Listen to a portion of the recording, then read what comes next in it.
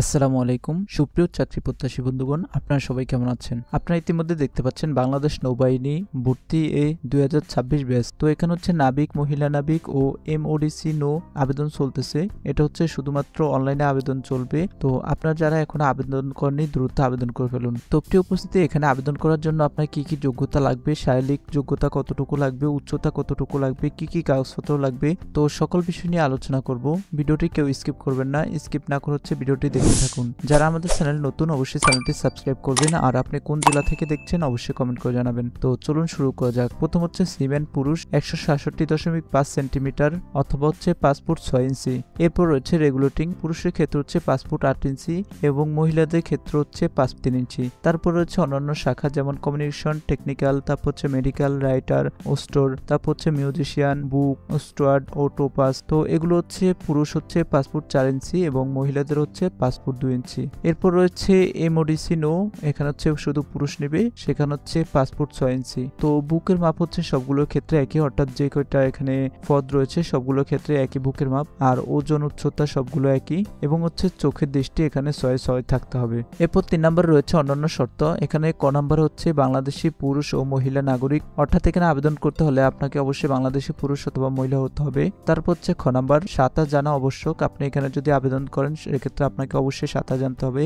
অবিবাহিত, অর্থাৎ হচ্ছে আপনাকে এখানে সম্পূর্ণ অবিবাহিত হতে হবে। তো এরপর দেখতে পাচ্ছেন বয়স 1 জানুয়ারি 2026 তারিখে এক নাবিক 17 থেকে 20 বছর, অর্থাৎ হচ্ছে আপনি 1 জানুয়ারি 2026 তারিখ হিসেবে করে এখানে আপনি 17 থেকে 20 বছর মধ্যে যদি আপনার বয়স হয় সেক্ষেত্রে হচ্ছে আবেদন করতে পারবেন। এরপর দ্বিতীয় নম্বরে রয়েছে ওএমডিসি নো, এখানে হচ্ছে 17 থেকে 22 বছর, অর্থাৎ আপনি যদি এখানে আবেদন করতে চান সেক্ষেত্রে হচ্ছে আপনার 17 থেকে 22 বছর মধ্যে বয়স হতে হবে। তো এরপর 5 নম্বর রয়েছে প্রয়োজনীয় সনদপত্রের বিস্তারিত বিবরণ। প্রথমে রয়েছে এসএসসি পাস পরীক্ষার্থীদের মূল অথবা শিক্ষা বোর্ড কর্তৃক ইস্যুকৃত সাময়িক সনদপত্র।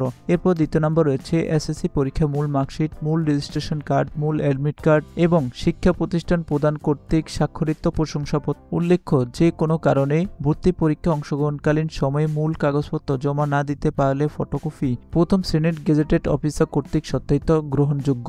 তবে ফলাফল প্রকাশ পরবর্তী ফরম পূরণ ও নিয়োগের প্রদানের সময় অবশ্যই মূল কপি জমা দিতে হবে। তো দ্বিতীয় নম্বরে তারা বলেছে যে আপনার এসএসসি যে মূল মার্কশিট, তারপর হচ্ছে রেজিস্ট্রেশন কার্ড, অ্যাডমিট কার্ড, শিক্ষা প্রতিষ্ঠানের স্বাক্ষরিত প্রশংসাপত্র, এগুলো হচ্ছে মূল কপি লাগবে। আর যদি আপনার কোনো কারণে হচ্ছে পরীক্ষাতে এগুলো না দিতে পারেন সেক্ষেত্রে হচ্ছে ফটোকপি দিতে পারবেন। তবে আপনি এখানে আবেদন করার পর যে পরীক্ষা দিতে হবে, পরীক্ষার হচ্ছে ফলাফল দিলে ওই সময় যে ফর্মটি পূরণ করবেন সেখানে হচ্ছে অবশ্যই মূল কপি দিতে হবে। তো এরপর হচ্ছে আপনি কিভাবে ভর্তি হবেন। ভর্তির জন্য প্রয়োজনীয় সনদপত্র সহ নির্ধারিত ভর্তি কেন্দ্রে সকাল 8 ঘটিকায় নিম্নবর্ণিত তারিখে উপস্থিত হন। অর্থাৎ হচ্ছে তারা এখানে তারিখ দিয়েছে এবং হচ্ছে কেন্দ্রের নাম দিয়ে দিয়েছে। এখানে হচ্ছে আপনাকে থাকতে হবে, কোন কোন জেলা কোন কোন কেন্দ্রে থাকতে হবে সেগুলো এখানে বলে দিয়েছে। তো প্রিয় উপস্থিতি, এই ছিল আজকের মতো ভিডিওটি যাদের কাছে ভালো লেগেছে অবশ্যই আমাদের চ্যানেলটি সাবস্ক্রাইব করবেন, ভিডিওতে একটি লাইক করবেন। কে কোন জেলা থেকে দেখছেন অবশ্যই কমেন্টে জানাবেন। সবাইকে আবারও সালাম জানিয়ে বিদায় নিচ্ছি। আসসালামু আলাইকুম।